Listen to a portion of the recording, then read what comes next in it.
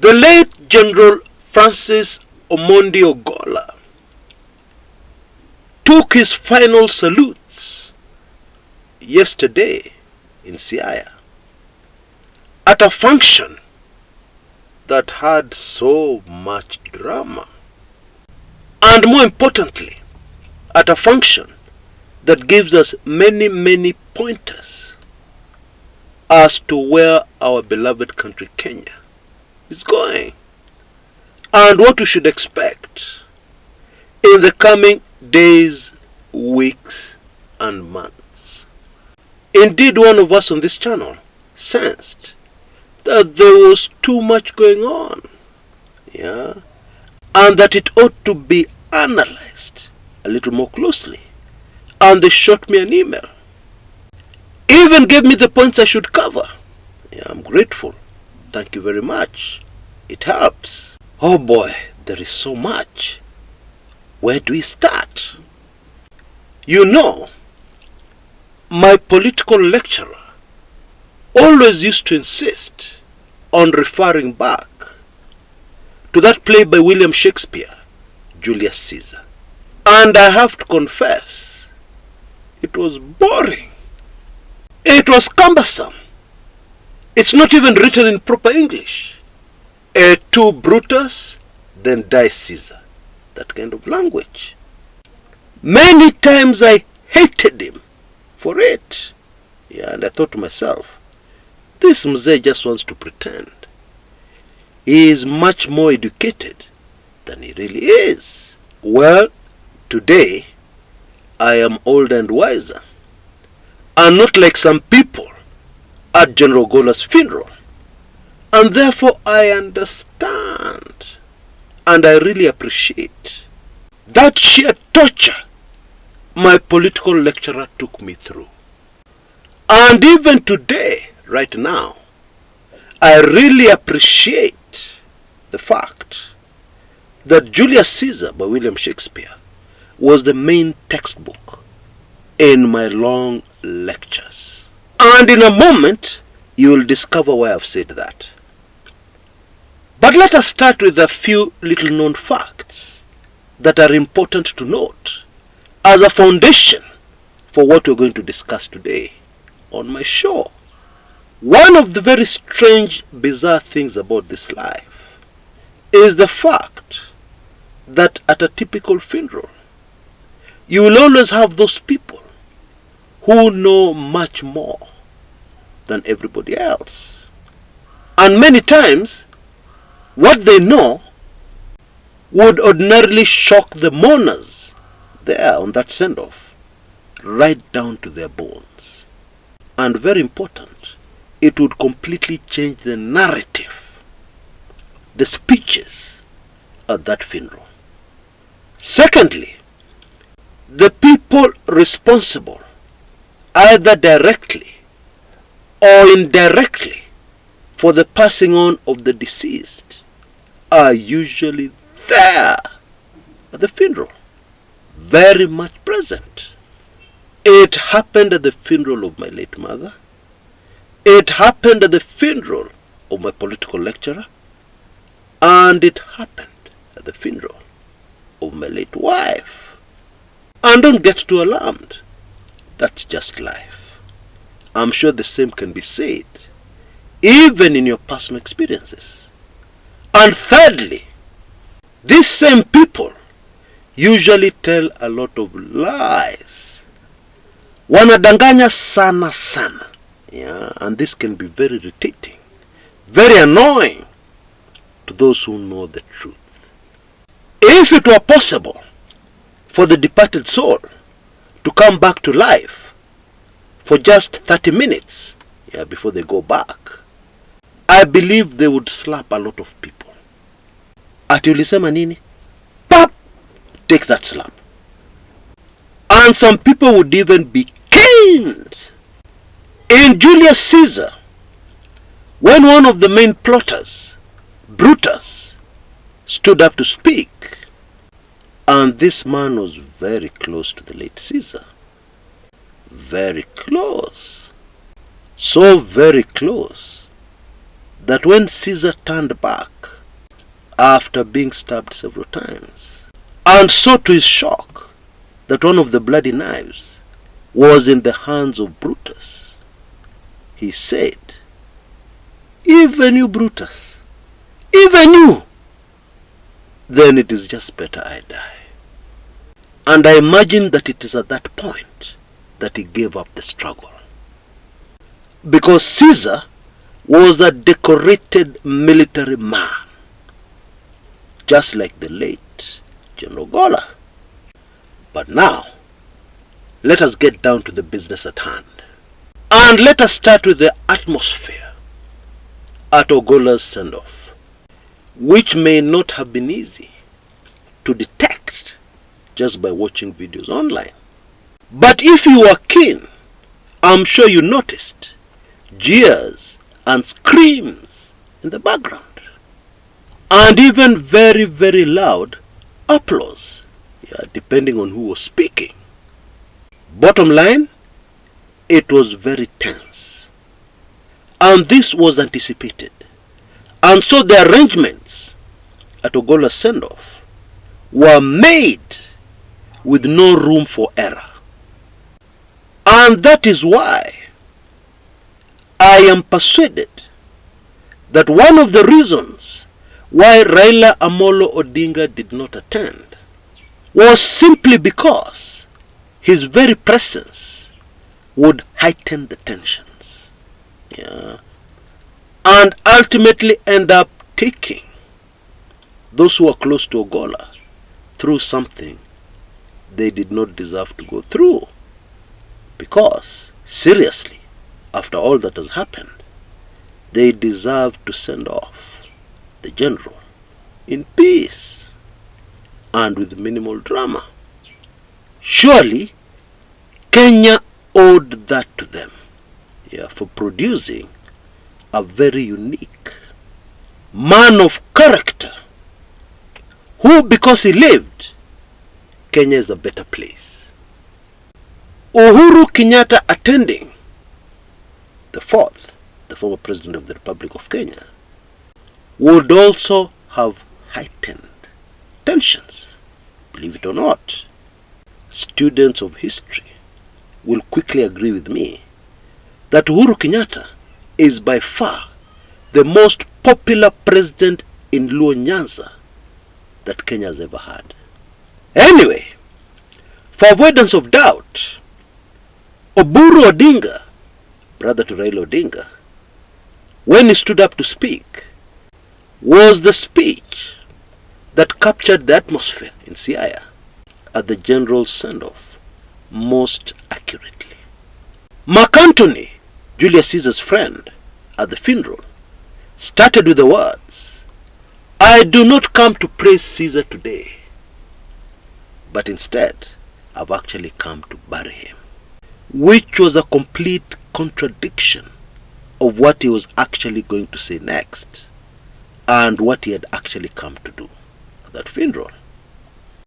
In the very same way, Oburu Odinga started by telling us that yes, Ogolla's death was an accident. He said that very clearly. And then what did he say next? What did Oburu say next? He said, "However, we have had many accidents like this one. If you're still in doubt, I advise you to review the videos and focus very closely on the background noise being made. The cheers and the jeers and the screams." And then Oburu added, "Because of this, people need to understand them." Understand who? Understand Luo Nyanza. And then later in the same speech, which started by saying Ogolla passed on in an accident, Oburu clearly said that the community needs to know.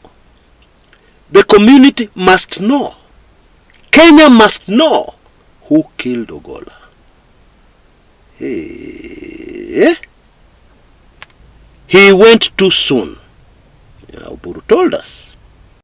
And unfortunately in my opinion, Oburu used that popular, famous, tired Kenyan expression, "No stone should be left unturned." What? Indeed, this is a painful statement which evokes painful memories for those of us who are keen students of Kenyan history. Because after the assassination of Tom Mboya, it was used, "No stone will be left unturned." After the murder of Robert Oko, the same phrase was used. It has always been used. But ultimately, some stones are too heavy to turn, way too heavy. And then something very crazy happened. You see, it is unthinkable that in a funeral, that people should dare tell off one of the people closest to the person who passed on. But that is what happened yesterday. Oburu told off the son of General Ogolla. And to make matters worse, most Kenyans totally agreed with Oburu. Now just wait a minute. How do you work yourself into a position where your dad has passed on, where people start to tell you off? How? How do you get yourself into such a situation? Well, Oburu, in his wisdom, gave us the answer to that question. Loud and clear, and very easy to understand. He gave the example of the murder of former Foreign Affairs Minister, Dr. John Robert Oko. And Oburu said that he was a member of the Parliamentary Select Committee investigating and trying to get to the bottom of that matter to discover who it is that ended the late minister's life. And the family of the late minister, actually was referring to the late minister's wife, stood in the way, were an obstacle, did not want the matter to be deeply investigated. Why? Because those who were involved were stones that were too heavy to turn. Those involved were stones that were dangerous to the remaining family members of the late Oko, including his wife. They had the capability to do real damage to the family left behind. But the long and short of what Oburu told the young man was, "Tuliza boli, relax. There are many things you may not know. There's a lot of experience you may not have. And most importantly, you do not have the right to stand in the way of your late father's community and even his other relatives, because the Odingas are related to the late general." Now here's the shocker. The insinuation here is that the community has already taken a direction, a path. The community has already made a decision.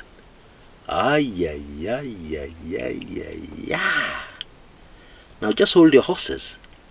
I will come back to that in a moment.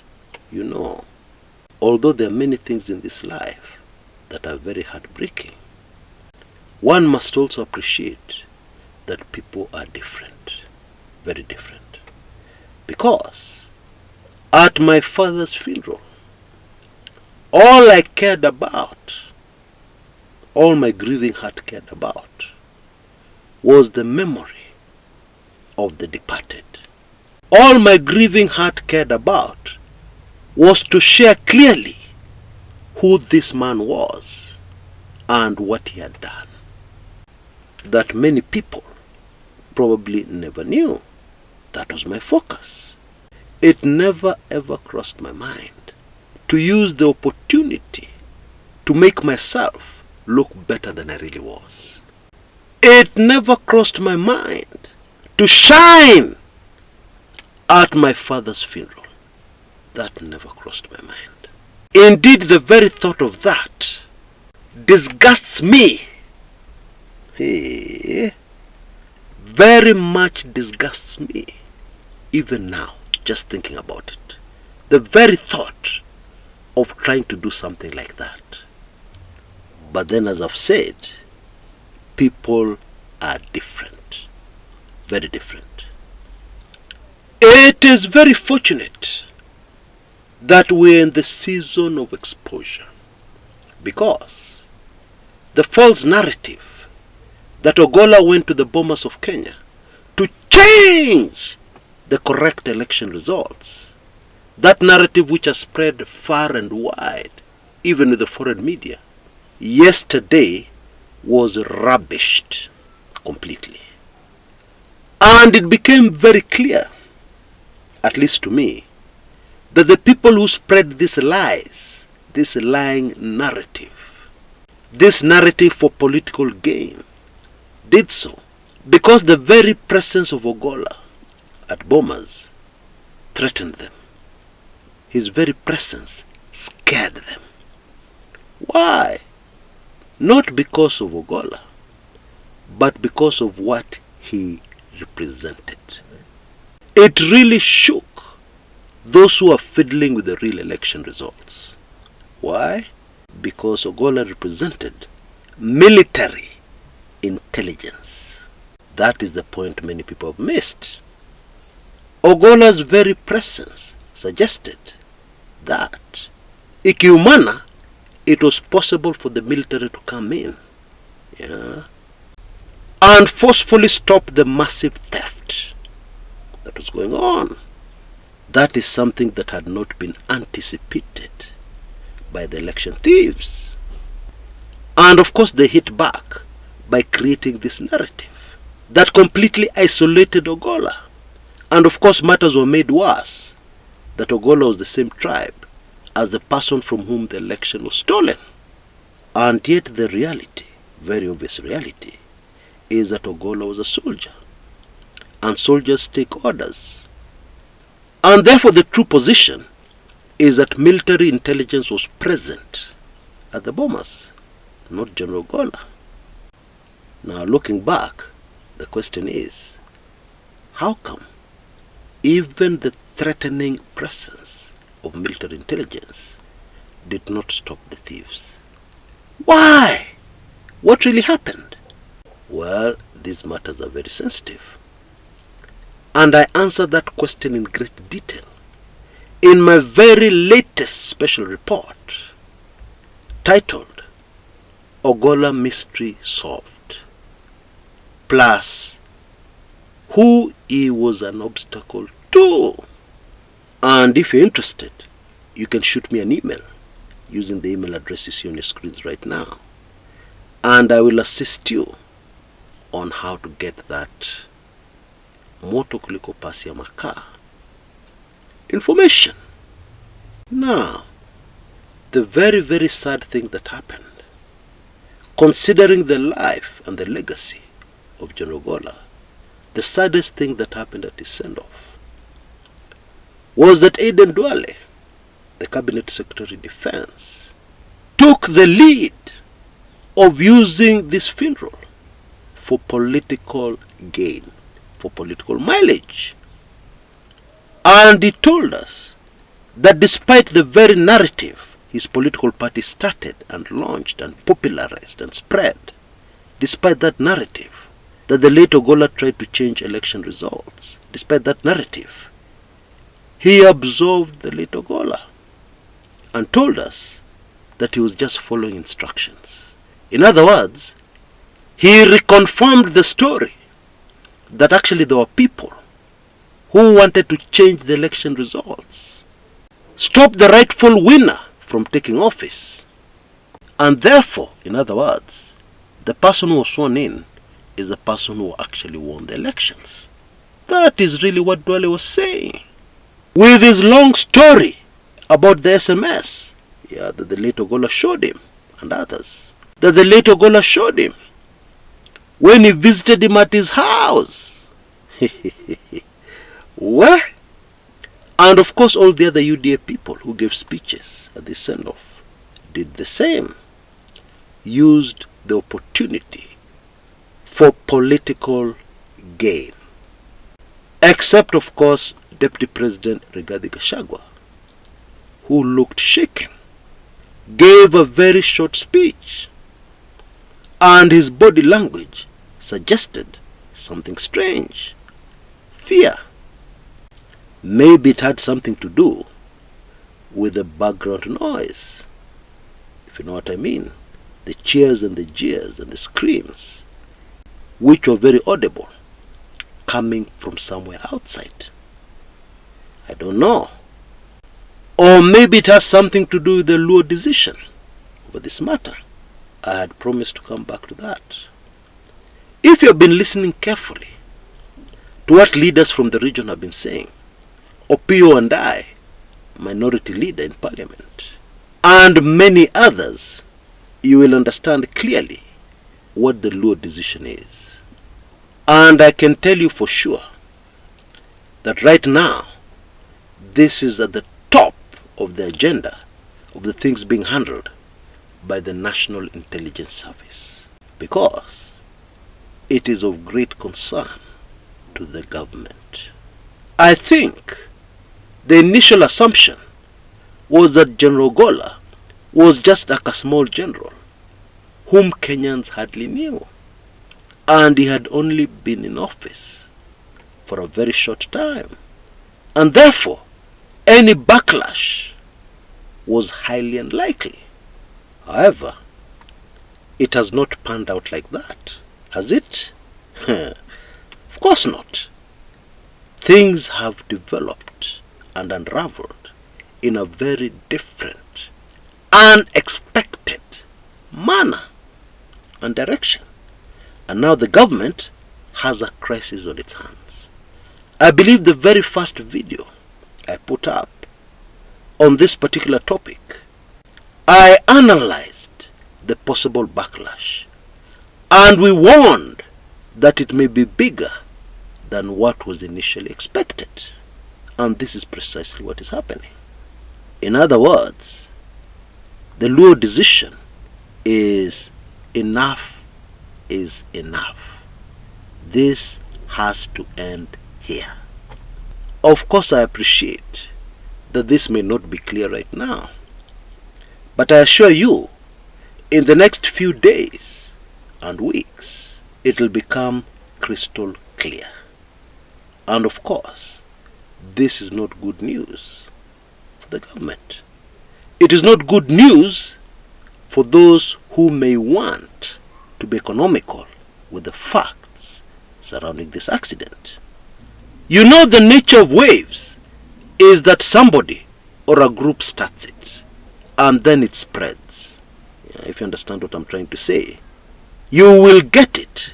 You will understand why this development is of grave concern to the government.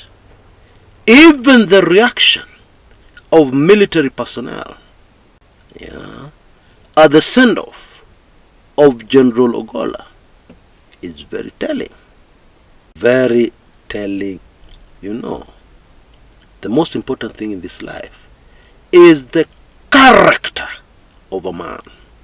And it is more than clear that the character of General Ogolla was unique and exceptional. And you know, sometimes in this life, the good character of a man who is already 6 feet under can greatly affect what is happening in the world of the living. The character of Julius Caesar, laid bare at his funeral, did precisely this. And maybe that is why a namesake of the departed general, our Professor Ogolla, has told us that ultimately the departed General Ogolla will be much more dangerous than the Ogolla who was living. But let us just wait and see what happens.